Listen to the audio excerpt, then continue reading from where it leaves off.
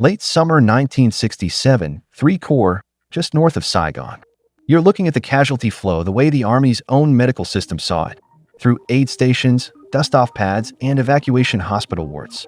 Army medical histories expressed admission rates as cases per 1,000 troops per year. For 1967, the non-battle injury rate was 69.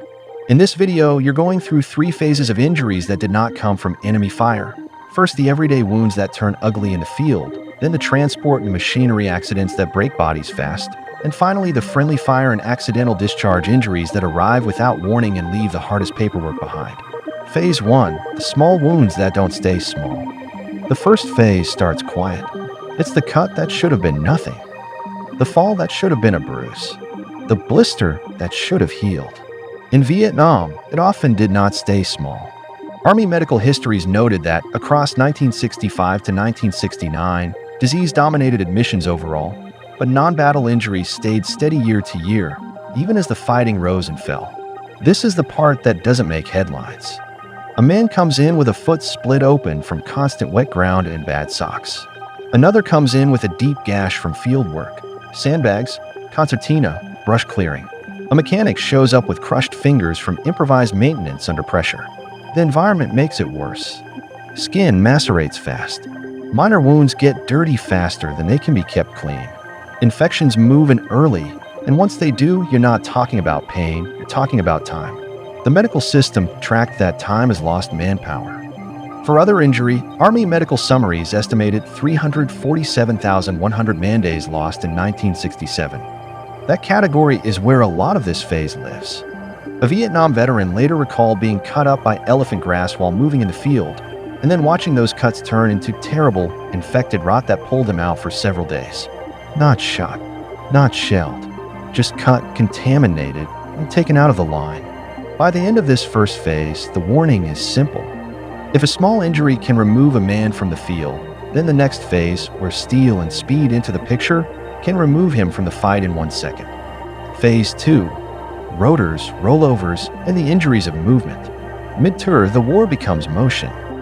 Units live on helicopters, trucks, landing craft, forklifts, and hurried loading details. Every move is pressure. Every landing zone is improvised.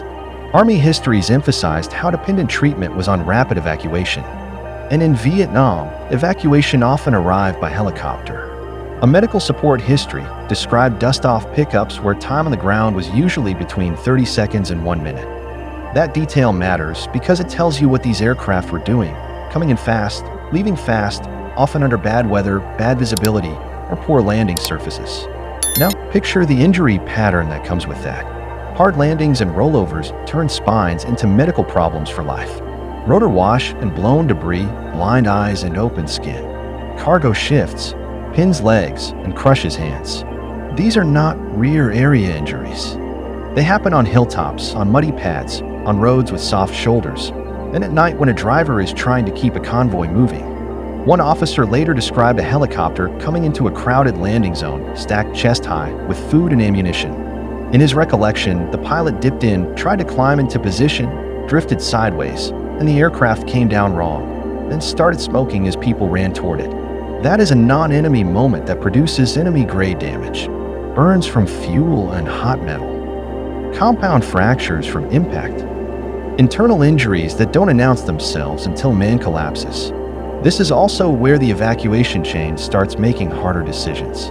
Army policy in country used a 30-day evacuation rule. If a patient likely couldn't return to duty inside that window, he usually moved onward in the system. So in this phase, a brutal injury doesn't just mean pain. It means separation. A man can go from his platoon to an evacuation hospital, then to an airfield, then out of Vietnam, often before his unit even gets the after-action notes typed. And here's why the next phase is worse. Because these accidents, as bad as they are, still look like accidents. The final phase includes injuries that look like betrayal, American weapons harming American men, with no enemy in sight. Phase 3. Friendly fire and accidental discharge. Late in the tour, fatigue changes everything. Short tempers. Shortcut procedures. A culture of just get it done. Because tomorrow is another patrol, another convoy, another fire mission. This is where the injuries arrive with the most disbelief. The man who takes a round from the wrong direction. The crew hit by an errant burst on a range. The artillery round that lands where no one expected it. Veterans remembered the tension around friendly fire because it was both feared and hard to talk about. One artilleryman recalled that after a serious friendly fire incident in the spring of 1967, people grew skittish, and a new commander addressed it directly, reminding them that artillery exists to hurt people, and that discipline was the only thing keeping that force pointed the right way. That's not poetry. That's a warning. Official records captured the same reality in cold language. A Marine report from early February 1969 documented an accidental discharge at Cantien involving a pistol round and a wounded Marine, an administrative paragraph for a lifetime injury. And it wasn't only weapons. This phase includes premature detonations and handling errors with explosives. It includes maintenance mistakes with rockets and ammunition. It includes aircraft ordnance released wrong, or marked wrong, or simply misunderstood in the confusion of terrain and radio traffic. The injuries here are often brutal for two reasons. First, the physics. A close-range discharge shatters bone and tears tissue in a way that looks different than distant fire. A mishandled explosive doesn't just wound, it removes. Second, the aftermath. These cases trigger investigations, statements, and blame that follow men through units and careers. They also follow medics and officers who are trying to do their jobs in an exhausted system. When you look at the war through casualty accounting, the scale of non-enemy loss is not small. Defense casualty summaries list 10,786 non-hostile deaths in the Vietnam theater. That number does not describe wounds alone, but it frames the truth. A modern war can break bodies without the enemy firing a shot. Ending. For many Vietnam veterans, the injuries that didn't come from enemy fire are the ones that stay hardest to explain. They happened on ordinary days. They came from routine work. They were delivered by familiar machines and friendly weapons.